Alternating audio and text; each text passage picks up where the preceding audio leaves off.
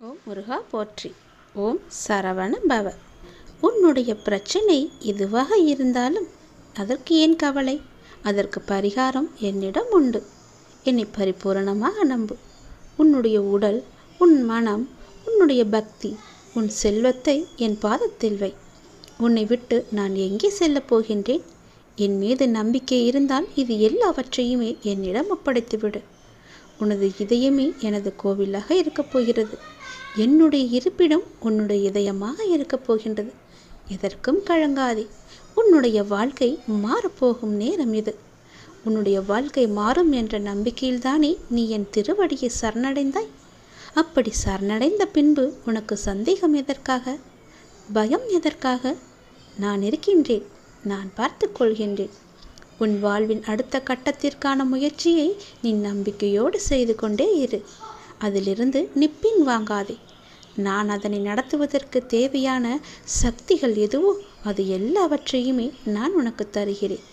நாள்தோறும் அந்த சக்தியை உனக்கு கொடுத்து கொண்டே இருப்பேன். அதில் சந்தேகமே வேண்டாம். சந்தேகமின்றி, பயமின்றி, நம்பிக்கையோடு இரு. நல்ல விஷயம் ஒன்று உனக்கு நடக்கப் போகிறது. உன் வாழ்வில் நிச்சயமாகவே நடக்கும். அப்பா என்றுமே உன்னை கைவிட மாட்டேன். உன் வாழ்வில் நடப்பது எல்லாமே எனக்கு தெரியும். நீ என்னிடம் கேட்டதை நான் உனக்கு தருகிறேன். எத்தனை நாட்கள் அடிக்கடி என்னிடம் கேட்பது ஒன்றுதான். அதை நான் உனக்கு நிச்சயமாகவே தருவேன். உனக்கு நிம்மதியான வாழ்க்கையை நான் அளிக்கின்றேன்.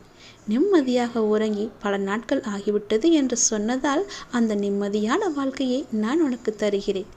இனி எந்த பயமுமின்றி சந்தோஷமாகவே நீ வாழலாம்.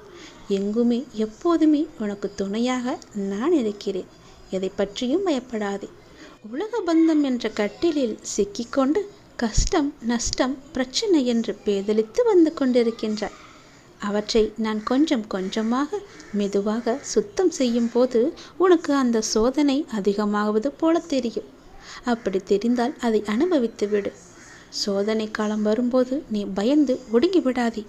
அது மேலும் உன்னை அமுக்கிவிடும். அதிலிருந்து வெளிவர வேண்டுமென்றால் உன்னுடைய பயத்தை நீ தூக்கி எறிய வேண்டும். பயத்தை தூக்கி எறிந்து என்னுடைய அப்பா எனக்காக இருக்கிறார், நான் ஏன் பயப்பட வேண்டும்? அவர் என்னுடைய தந்தை, என் கூடவே இருப்பார், அவருடைய துணை மட்டுமே எனக்கு போதும் என்று இரு. நிச்சயம் உன்னுடைய பிரச்சனை எதுவாக இருந்தாலும் நிச்சயம் அதற்கான பலனை, அதற்கான பரிகாரத்தை நான் உனக்கு கொடுப்பேன். என்னை பரிபூரணமாக நம்பு.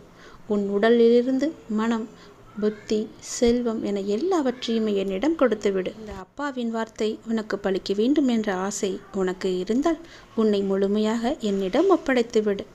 நம்பிக்கை வைத்து இதை ஒப்படைக்க வேண்டும். அப்பொழுதுதான் நான் சொல்வது செய்வது நடக்கும். நான் சொல்வது செய்வது எல்லாம் உனக்கு நடக்க வேண்டும் என்று ஆசைப்பட்டால் என் கட்டளைப்படி நீ நடந்துதான் ஆக வேண்டும். இது என் மீது சத்தியம். என் கட்டளையை நீ மீறி விடாதே. உனக்கு நடப்பது எல்லாம் நன்மையாக நடக்க வேண்டும் என்ற ஆசை உனக்குள்ளே வந்தால் மட்டும் செய்.